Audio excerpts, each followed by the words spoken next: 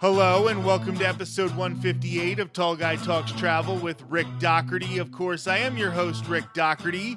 My good friend Sarah Says is back on the show this week, and this is a topic that I wanted to discuss with her for two reasons. First, she's the one who saw the initial statistics that inspired the topic. Secondly, the topic revolves around how Universal and Disney handle intellectual properties focused on children. She has an 8-year-old son, so she is the perfect person to tackle this premise. Let's get right to it. Thanks for being here, Sarah. Thanks for having me back. I'm happy to be here. So you had an interesting study that you posted on Twitter, because I'm not calling it X, no matter how much they want me to call it that. While I was sitting in Universal Studios, Florida, I saw your post saying that, well, why don't you give the quote here? Yeah, so it was I mean, I don't think it's an exact quote, but basically that Make-A-Wish, there was a post of their numbers, and they posted for the month of November, I believe it was November, that 3 times as many people asked for wishes to go to Universal versus Disney, which is one of their top wishes. So essentially, we believe that the study was saying that 3 times as many Make-A-Wish families picked Universal over Disney for their wish. And I was sitting at Universal. I was waiting for the holiday parade, as a matter of fact. And I was thinking about how Universal uses kid-focused IP compared to how Disney uses kid-focused IP, and it didn't really make sense to me. Now, I think before we get into this conversation about Universal and Disney and how they use child-focused IP, we should talk about some of the caveats that we have. Apparently, Disney got really, really backlogged when the pandemic first hit. So why don't you talk about that a little bit, because you did see that article. Yes, there was an article I saw from a Make-A-Wish family when I was kind of researching a little bit about numbers and all of that, that actually said that their child requested Walt Disney World, and then the pandemic hit, so they couldn't go because it closed, right? Nobody can go. Well, then as it started to reopen, they kept calling and asking, hey, do you want a different wish? Hey, do you want to change your wish? Every so often they said they would call to ask if they wanted to change their wish, because the wait list to go to Disney was so long of these kids who wanted to go there. And so it was just, it was mind blowing to me. They're like, hey, you want to go somewhere else? Because otherwise you're going to be waiting longer. I mean, ultimately, they just waited it out for a couple years and they went to Disney and they got their Disney wish. But yeah, it was just like, oh my gosh. I just can't believe there was a situation where Disney would call somebody up and be like, wouldn't you rather go to Harry Potter Land? Come on. So I do wonder if that is playing a part in it. But even if this one number from the Make-A-Wish Foundation isn't really apropos of anything, I still think that it's an interesting dive into how Universal uses kid IP, because they do have a lot with DreamWorks. Yes. And it still feels to me like the perception, at least, is Universal is more for teenagers, more for thrill rides. Exactly. But I don't have a kid. You have a kid, and you have a kid who is excited about a lot of things that are coming to Universal, is excited to go to Universal for the first time. For example, I know I was at Universal the one day, and there was a character that had no weight, and she was standing in the corner, and nobody was taking pictures with her or whatever. I'm like, I'll get a picture with her. Weird. And then I sent it to you, and I'm like, who is this character? That's right. And apparently your son loves this character. Wasn't it Gabby's dollhouse, I think it was? Sure. Or Does it was she have something the like little, like, mouse, not Cat mouse ears. ears, cat ears? Yeah, yep, Gabby's dollhouse. I remember I was like, "Oh my gosh, it's Gabby." You can't find those toys to save your life most of the time. So when you told me that, I was just shocked. We love her. So she is a popular IP with kids now. Yeah, she is. She has been for a few years, but because everything's cat themed on her show and she does crafts and all kinds of it's so fun. It's so fun. So yeah, when you sent me that, I remember now. I was just shocked. I was shocked. And that day in December that I was there, when I saw you post this study about Make-A-Wish, she actually came out on Hollywood Boulevard and did a little dance with some Aw. backup dancers and everything. Now, that was a much more crowded day, and a lot of people stood around to see that. So, this is sort of what I wanted to get to in this topic. That's a very popular character. Apparently, from what you're saying, you can't find her toys anywhere, but she doesn't have a ride. It's No. not like they're advertising that you can meet her there. So this is just sort of one of those situations where I feel like Universal actually doesn't take advantage as much of their child-related IP. What do you think about that? I agree. And I feel like, I mean, I'm trying to like think right now of all their child related IP. So I mean they have Minions. That's a huge, huge We're child obviously going to IP. talk about Minions at some point because Yeah, they and I are mean like you said, serving that particular oh yeah. area. But I also have Uh, some other thoughts about that. So we're going to put oh a yeah. pin in We'll get to that. Minions. And then and then Gabby, and then there's like the Seuss Land area, but it's just yeah, it's not marketed like Disney is. It's I mean, I try to think like right now I'm racking my brain to think of pictures and videos I've seen of families that I know that have kids that have been to Universal and their kids having pictures in those places versus meeting all the characters at Disney. At Universal Studios Florida, they did have like the Woody Woodpecker roller coaster That's right. and Yes. that section, and that section is now being reworked, and that Right. could be way more kid friendly and Yeah. attract way more people than it does Yeah. right now. Well, they also though have IP that it's technically not like kid friendly, but I know my son is obsessed with Jurassic World. Obsessed. He loves dinosaurs, Jurassic World. We watched the video of the raptor encounter where they like bait the kid and then they're like rah and the kid jumped out, they scream, parents laugh funny. So we watched that and he's like, "You get to meet a raptor?" But ultimately it's like in my brain I'm thinking, "Oh, that's for adults." But these kids too that are going to Universal, are they like my kid who does like stuff that's a little old for them? So it's like, okay. Yeah. So in my brain, I'm thinking of that too, as like IP is like, it's not technically kid IP, but kids like mine would die seeing a raptor standing there to interact with. And that's not in a kid area. So So that is a good point. First of all, I think your son is an only child. I was an only child. Well, I guess I still am an only child. Um, and I do think that when you're an only child, some of your parents' interests, like I feel like sometimes you have older interests because you're not Yeah. going back and picking up your younger siblings' interests. You Fair. are picking up your parents' interests because it sort of bleeds through no matter how much you try to just direct them to kids' content. But also, that is a good call that Dinosaurs Mhm. are a kid's IP. They are, yeah. We often talk about how Disney has dropped the ball with Dinosaurs, and Mhm. Dino Land USA really isn't as good as it should be for some reason. Like it's definitely missing things with that theme of it just being a roadside attraction and then having Right. the dinosaur ride itself, which is basically just a cheaper version of the Indiana Jones ride at Yeah. Disneyland. And how at one point Disney basically just said we're giving Universal dinosaurs because they have the Jurassic Park IP, and that is so popular. And even if kids don't know the Jurassic Park movies, Mhm. they know dinosaurs, and it is a Yeah. huge thing. At one stage, like maybe between like 6 and 9 years old, like little boys love dinosaurs at that age. Oh, yeah. And it comes and goes because, like, my son, He loved dinos when he was really little. And then there was a break and he moved on to bugs and he moved on to other things. And now he's 8 and he is like full swing back into dinos. Like it's huge. He just actually yesterday he just bought a Dino Jurassic Park Lego set with the rest of his Christmas money.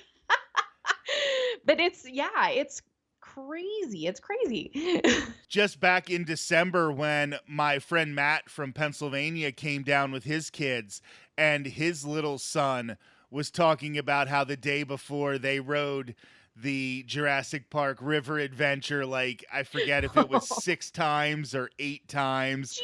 And meanwhile, my friend, who's a little older than I am, was like, I had to go down this hill, this 80-foot hill, so many times just so this kid could see these dinosaurs. I see my future.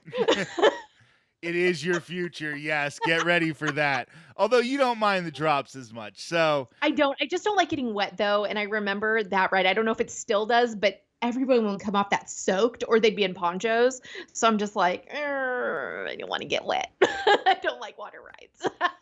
And it also brings up another thing that there are intellectual properties that are not focused on kids, but do still attract kids, that do still interest kids. And I think one of those areas, when I brought this study up to Maz, my other co-host, she like went down a rabbit hole with it.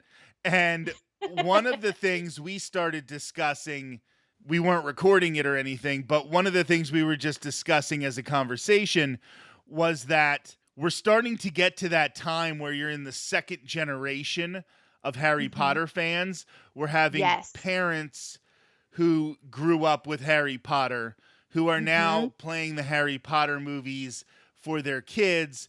Do you think, for example, your son, if you went to Universal tomorrow, would want to spend a lot of time in Harry Potter land? Now, you can feel free to say no. That doesn't negate this aspect of the conversation, because I do think a lot of kids would want to do that. Oh yeah, the minute he sees that fire-breathing dragon on top of Gringotts, it's over. We're going to be camped on that street for days.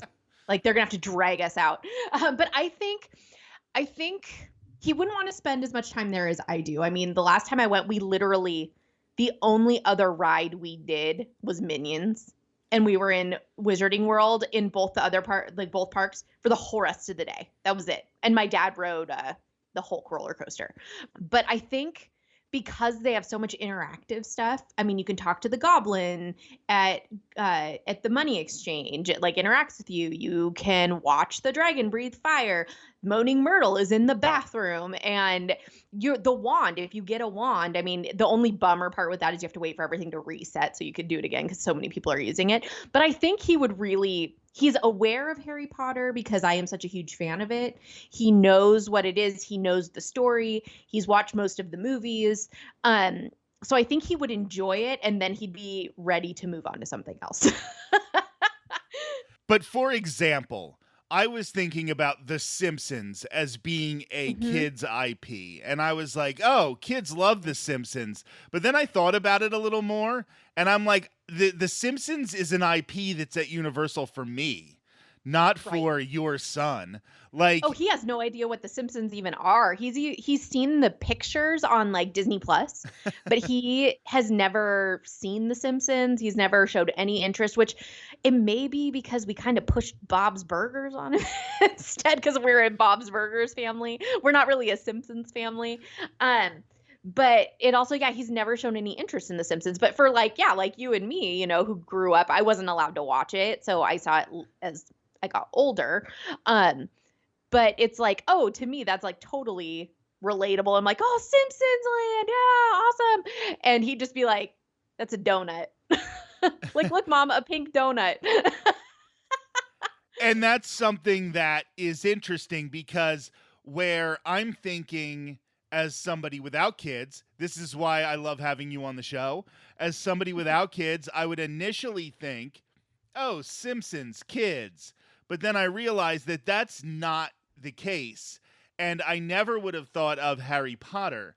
Now, when we start comparing back and forth with Disney, because I do want to have that conversation, the big acquired IP, Disney's answer to Harry Potter Land was Star Wars Land and Yes. was acquiring Lucasfilm.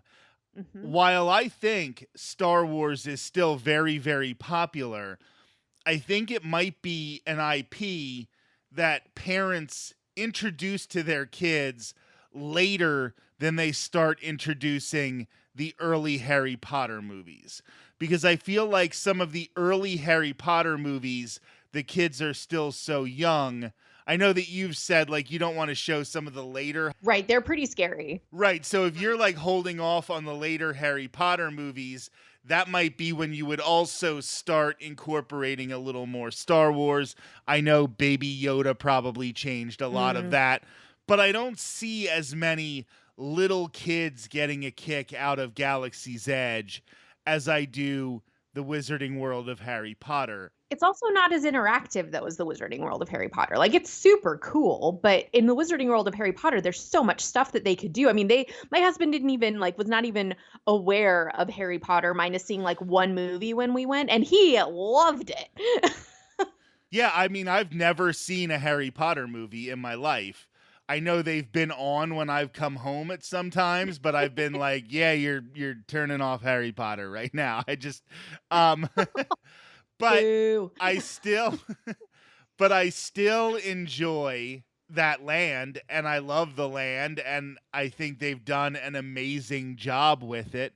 Mhm. And I would like to point out that when you started getting into Harry Potter, the drama around it was much, much less. And it just Oh yeah, wasn't totally less. right. Way It less. was a lot I easier, mean, I the would first imagine. movie came out like when I was like a sophomore in high school, I think, and the books came out even way before that. Right. So yeah, it was a lot different back then. I remember going to like the book releases at midnight, me and my sister, and yeah, hardcore.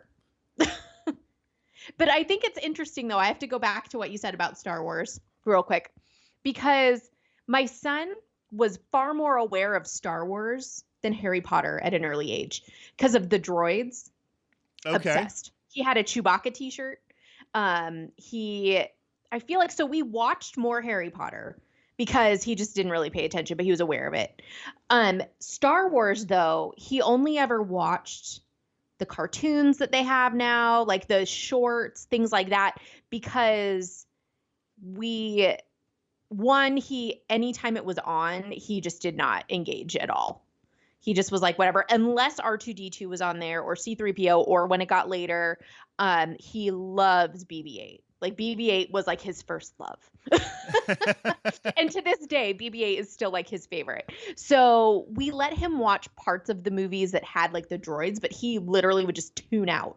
But then my cousin's son, that kid would sit down at like 2 years old, 3 years old, and he would watch these movies from start to finish, but not Harry Potter. So it's interesting that like, yeah, it's really interesting where now my son is like, he's still with Star Wars is kind of like, I like the droids, I like this, I like that, but ultimately the movies he could care less. Where Harry Potter, he'll actually sit down now and watch the movies because of the fantastical creatures. I mean, there's like a giant basilisk and these huge spiders and things like that. He'll actually sit down and watch those movies now. So yeah, it's just really interesting, like what him particularly picked up on and what he took from them at such a young age to now as like an 8-year-old.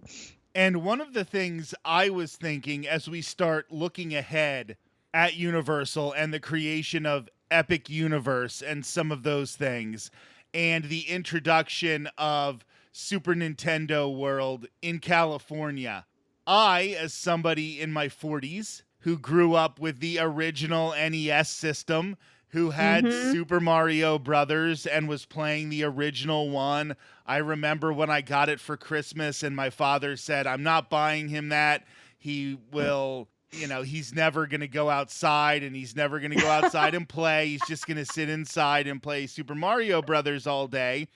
And then on Christmas Eve night, when my mom and Santa Claus were helping him put out the presents, and he's like, wait, is that a Nintendo? And my mom and Santa Claus were like, yeah, we got him a Nintendo. And then it ended up just keeping my mom inside and not me. That's funny. That's so funny. But I was thinking, this is an intellectual property that's Yep. for me, that's for people my age. Mm-hmm. But those characters are still just as popular among kids as they Oh, were. yeah.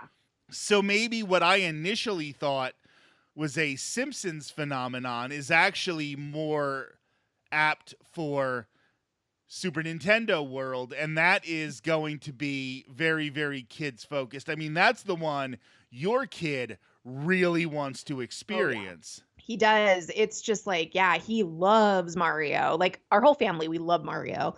And like new games still with Mario are coming out constantly. And so it's something that's super exciting for him. The fact he can meet Mario, he can meet Peach. A little disappointed we can't meet Toad, but that's okay.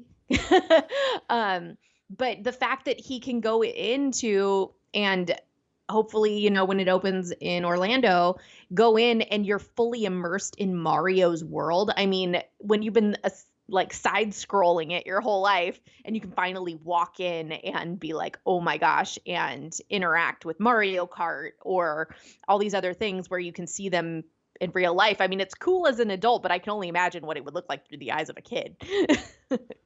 I think that's an example of where Disney really does kids related IP very well. If we want to bring this back to Disney and have that part of the conversation, because Mm-hmm. when you're talking about kids related IP at Disney, I'm thinking Frozen, Yep. Toy Story. Mm-hmm. I'm thinking about, Encanto. Cars. Cars is a great example. Cars is probably the best example, actually, Yeah. where they create this land based on a kids-based IP, Mm-hmm. but they make it for everybody. And Yes. that is where Disney excels. And I think that's where Universal tries to have and maybe has had its best success with a kid-related IP, and that's Despicable Me and the Yes. Minions. Because Absolutely. kids love these characters, love the Minions, but we Oh, all yes. have that like aunt who likes to share the meme that for some reason Right. the Minions drinking wine on the weekends or whatever. Right. So it appeals to not just kids. I think Mhm. when you mentioned Seuss Landing and Dr. Seuss, while yes, that appeals to kids, there's also a huge amount of nostalgia for Yes. people our age. You look at over the holiday season when the Grinch has 420-minute waits, that's not Right. all kids. That's Right. unfortunately a lot of Instagrammers and TikTokers who are trying to Right. get content, but it's also a lot of just adults who generally feel that nostalgia. And Totally. with the new section that is based all around the Minions in Universal Studios Florida with the Minions Cafe, which, Yes. give Universal credit, they made a Minions Cafe that's a quick service dining location that has amazing food. They sat down Yeah. and said, we're going to make the food good. So that's going to appeal to kids because there's Mhm. Minions all over the place, all over the walls, all over the place.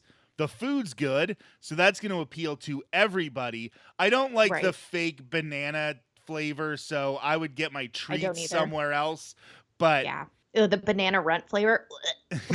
see, exactly. That's why we're friends. And now they have the shooting game, which I know it's not like the biggest technological advancement in the history of time, but they took away a 4D movie that you could literally watch on like Netflix or something like that. Right. So it replaced something that wasn't really necessary in the parks. Mhm. Bang up job with a kid's IP that also appeals to adults. Yes. As somebody with a kid, what are some of the other DreamWorks like Madagascar and Kung Fu Panda? And I know they have a lot of these other intellectual properties that I see in the parks. and I know that people want to get a picture with them, but how Mhm. ubiquitous are they with kids? Like, do they still hold up like some of these other ones hold? It's funny you mentioned Madagascar because I haven't thought about that movie in forever. I think my son's watched it once when he was really little and he just did not get into it. Kung Fu Panda, same thing. He's just not that interested in it. Is Trolls DreamWorks? It is DreamWorks, yes. Okay, because that one is he is a huge Trolls fan right now. Huge. So I think that's a good one because I think with that kids really enjoy it because one, it's really fun. Two, parents really enjoy it because the music's really like it's nostalgic. Okay, yeah. We got really excited because the first Trolls movie showed up on Netflix around the holidays. So we started watching it and then he watched it like 500,000 times. And then we bought the second one because we're like, okay, we're done with this first one. We need to watch the second one now. And the holiday special. And then now we're just waiting on this newest one, which I'm excited about as the mom because NSYNC is a big part of it. And so for me, I'm like, yeah, so it really brings together parents and kids on one IP, which I'm excited about. And I believe you can meet the trolls at Universal occasionally as well. Absolutely, Okay. yes. Yeah. Yeah. But I mean, the only other one I can think of that I know kids like, I'm thinking to my kids' friends as well. And Trolls and then How to Train Your Dragon is the only other one I can think of because that would actually stand out in my mind as something that would be a memorable IP that I think a lot of people would be interested, kids and adults, because I know a ton of adults who love How to Train Your Dragon as well. So but for kids, definitely, I would say from the kids in my life, the ones that would really, I think, be enjoyable for them that they would be super excited about are Trolls and How to Train Your Dragon. Not so much Kung Fu Panda. I know more adults who would be really excited about that. And same with, Madagascar's not really even on our radar, unfortunately. So I want to get back to How to Train Your Dragon in just a second, but when it comes to Trolls, I think another thing about that IP that would make it more likely to work with maybe a ride or a more permanent experience is the fact that they keep making those movies. Yes. And they have a TV show too. I don't know if they're still making episodes, but on Netflix, they actually had a TV show as well. Right. So that's something that's continuing to grow. You're going to want to continue to promote it. When we talk about How to Train Your Dragon, that is going to be coming at the new Epic Universe. Yes. And there is going to be a land for that. And that was the one that when I heard it was getting a land at Epic Universe, initially my first thought was, is that big enough to carry a land in a brand new theme park? I know back when we had Alicia Stella from Orlando Park Stop on the show, and I brought that up to her, and she said, well, first of all, I do think it's big enough, but also, much like Jurassic Park, even if somebody has never seen How to Train Your Dragon, it's dragons. So they're gonna like it. Like, it doesn't really matter if you have seen the movies. For example, I saw Avatar once and thought it was garbage. But I still love to go to Pandora, the world of Avatar in Disney's Animal Kingdom because it is a great land with good rides. Yeah. Well, we've never actually watched How to Train Your Dragon. We have seen the show that kind of is an offshoot, but we read the books. So that's how we got introduced to How to Train Your Dragon was the books. And then I'm aware of the show or the movie, and then there's the show that we've kind of seen and whatnot. But it's kind of cool because even if you're not super familiar, like if you are like us and you read the books versus just watching the movie and over, it really caters to all the different fan bases. I also want to pedal back to another IP that I thought of when you were talking about Trolls. What does your kid think of Sing? Has that ever happened? I really like it. Yeah, that one, we used to watch that one when it first came out on like Blu-ray and stuff. He really enjoyed that one. That one was really fun, but then it just kind of died away because they didn't go on more with it. They did a second one, I think. And by then he'd moved on to other things. But when it first came out, we did really enjoy it. That movie's hilarious. Isn't Matthew McConaughey like a koala He's a bear? Koala. And Scarlett Johansson is like this punk rock porcupine, and Reese Witherspoon's a pig. It's cute. It's really funny. It's really funny. Yeah, so Sing is another one I wanted to just get in there for a second. Then when we talk about Marvel as Yes. something that is definitely attracting now since Disney created the Marvel Cinematic Universe, Mm, basically, and Marvel is now very popular, and Universal still has the rights to Marvel in the theme parks on right. the East Coast. But on the East Coast, it is basically just geared towards the comic books, Right. which I'm wondering if that is going to keep kids' interest, because I think to most kids, like, I don't think comic books are a big thing with kids anymore. Like, maybe I'm wrong, but it feels like they can get the instant gratification of having all of Mhm. these movies, and there are Totally. so many of them. And that's how they think of Spider-Man, not as the comic book. That's how they think of Black Panther. That's how they think of Hulk. They don't think of Yeah, him it's as a not like when roller we were coaster. kids. Right. So I Yeah, was we just didn't sort have of them just wondering. on our TV all the time. Correct. Like, I think we had Superman. I know that he's Yeah. DC, but Yeah. like, we had Superman shows and Batman shows, but we never Mhm. had like all of these Marvel shows and all these Marvel movies. And now it seems like, I wonder if to kids, the way Universal does Marvel almost seems like outdated and old. No, I agree, and I even remember the last time I was there, which was a long time ago, when I walked in and I saw it, I'm like, "Whoa."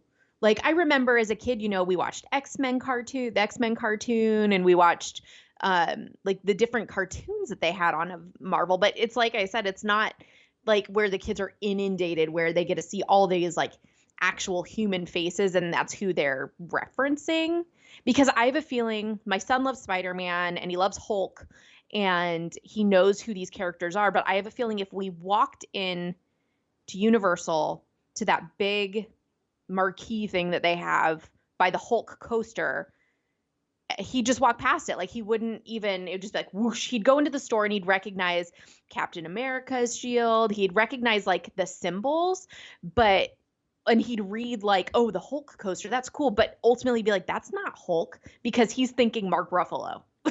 so it's like it's like, oh, but that's a but also, and I know, yeah, there's kids who are still in the comics, but it's not like when we were younger, and that's kind of what you had for the entertainment for superheroes. It's we didn't get the Marvel Cinematic Universe. And I think we're all secretly looking at everything and thinking, I wish this was Mark Ruffalo. I know. Exactly. So this was a very interesting conversation. Before we end it, I just want to ask, are there particular IP at Disney that really excite your son? Or is it more that Disney appeals to kids more in general? It's a wider net for kids than just the IP. Obviously, there's stuff like Frozen and Encanto that gets really, really huge, but where would you stand with that? Is it a particular IP, or is it just that Disney really super serves that group? I feel like all the IP that my son would literally be like, hands down, oh my gosh, I'm so excited about this. It's not in the parks, really. Turning Red, loves Turning Red. And I think if there was like the giant Maymay red panda, he would die. He would be so excited. They have to make that a meet and greet. I Oh don't know God, why they they need don't do to. it in the Canada Oh Pavilion. There's nothing yeah, going on in the Canada Pavilion. exactly. Raya and the Last Dragon loves it. He would die if there was like a Sisu. He'd be like, he'd think it was amazing. If there was a ride or something that Sisu as the dragon was there, he would die. So let's see. He loves Raya. He loves Turning Red. I'm trying to think of, Zootopia. So we watched a TikTok of people going to the new Zootopia land. I think it's in Shanghai, right? Yeah. And he's just like, when do we get to go there? And I'm like, we don't anytime soon, kiddo. That is like on the other side of the world. And he's like, they don't have that here. So I think if we ever got to go there, he would just, yeah. And I mean, he loves Chippendale. He loves, I'm trying to think what else. He loves like DuckTales and Donald and like all of those things. So I think there would be enough there there's enough there that would appease him and be like, "Oh, this is really cool. This is really fun." But the IP that he absolutely adores is not represented well in the park. So I think it's just he'd be like, "Meh." Like, this is cool. This is really fun. But though he does really love Nemo, so I think the Seas with Nemo and Friends, and then also the new Moana pavilion because he does like Moana as well. I think those would be two that he would really enjoy. And I think it's one of those things that people complain about getting sequel after sequel after sequel. Hmm. But it's not until you get sequels and you show that these IP have the staying power to be worthy of a ride that they get one. I think your son got really hurt that when he was in his prime Disney movie watching age, it was during the pandemic when movie theaters weren't open, and some of these movies that would have been big, big hits kind of flopped because they were just on streaming. So I don't know, with them releasing some of them in theaters this summer, which is a really good idea. I like that idea. We'll see if that gives them like a rebirth. But Turning Red, Raya and the Last Dragon. I know I saw a character cavalcade recently with Raya on it, and I was like, oh my God, like we get to see Raya. Like, that's awesome. But you almost forgot she existed. Right. Because you watched the movie when it went to streaming, and then you went along with your day. So yeah, exactly. A lot of really good insights here today, Sarah. Thank you so much for being back on the show. Yeah, thank you. This was great. This has been episode 158 of Tall Guy Talks Travel with Rick Doherty. You have listened to the entire episode, so I think we have earned a like, comment, and a subscription on the YouTube channel. We at least have earned a share on social media. Next week, Kiki will be back on the show. Kiki has her own Disney-focused YouTube channel, That's So Kiki. She's a successful Instagram Disney influencer, and she has taken part in the Disney College program twice. Kiki is also Black and has had some unique experiences in the Disney community because of her race. She has a unique perspective that has particular importance during Black History Month. That will be next Thursday on Tall Guy Talks Travel with Rick Doherty. Until then, have a great week.